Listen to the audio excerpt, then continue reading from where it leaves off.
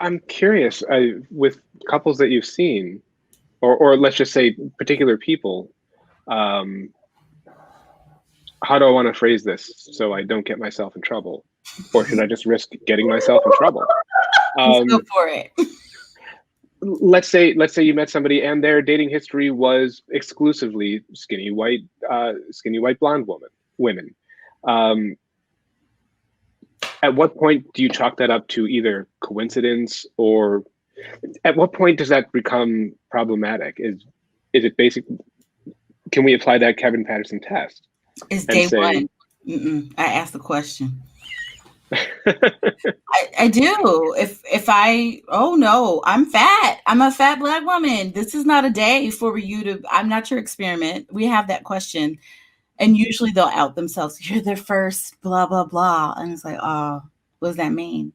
Like, you know, what, and if they can articulate, and I've had somebody go like, no, you're really interesting. And they said all the right things. And along with the like, but you're the first person. So I'm like, okay, that felt like you're giving me you're trying to move beyond what you normally gravitate towards and are open to new things versus the, I saw your boobs and yeah, you're fat, but like I saw your boobs. And so I'm into you. I just have that conversation up front. And I mean, it also depends what you want. Cause if I'm just having sex with them, I don't care. I'm using them for sex. If this is what we're doing, that's what we're doing. I'm not going to talk to them later anyway. So it doesn't matter. But if it's I'm gearing towards something, a relationship or whatever, then yeah, those things matter. Cause I don't like being people's experiments. I don't want to be, and that goes for like any of my identities. Like I say that to people. I'll date people that are new to poly, but not if you're not sure about what you're doing, because that I don't want to be the person that you try it out on and then decide to go back to monogamy. Like that's not where I want to be. I mean, there are people in the world who might want that. I don't want that. So yeah, I think it's, those questions. And I think it's also, again, people don't talk to themselves enough. I talk to myself all the time in the kitchen during quarantine. I've had so many good conversations about like how my romantic attachments to women, and am I still allowed to call myself, queer? And it's like, yes. And like how I've fallen in love with women, but I'm not necessarily sexually attracted to all the women, but I like want to be their girlfriend and hold their hands and make out with them. And there's these things, but people don't do that enough. And when we talk about who we're attracted to, it's like, I don't know. I won't call myself pan because I don't know. And I'm not going to pretend I know. But even if you happen upon like that one person that doesn't fit in your box, like that's why I don't say I'm bi anymore. I had too many people that didn't fit in that binary. And so I had to like move away from it and but I think you're allowed, there are things you're allowed. Like I love people that are masculine of center, whatever your genitals are, that doesn't matter.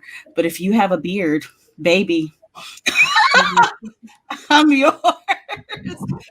So I think there are things that we are allowed to say like, oof, this is what turns me on. But like my main partner of 3 years doesn't have a beard, like it's not, he's, he doesn't look like the people that I'm currently lusting after. So I think that's being open, having those things. You can like your men with beards and dresses, but also being open to what else might fall in your lap.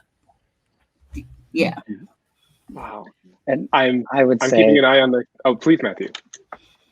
I would say there are no coincidences. That's also a sneaky way of hiding the fact that we choose. And as a sociologist, like we say love is blind, but it is deeply patterned, and I can predict within relative accuracy who you're going to choose, because we choose based on, our preferences, and those preferences are predicated on cultural expectation, norms, power dynamics, but there are no coincidences. We are very good at creating patterns. Yep. I want to backtrack just for a second, though, before we do that. I know we sort of like insulted skinny blonde white women. I just wanted to add, I think we were using that as a symbol for everyone who's listening, a symbol that means a certain stereotype. So if you are indeed a skinny white blonde woman, you're still valid and attractive. It doesn't mean you're bad. Completely. You're absolutely right, Reba, and that is my mistake for underlining and highlighting that. Of course, whoever you are valid, and we were stereotyping without consideration for that. Apologies. More like a symbol, though. That is a symbol. Yeah.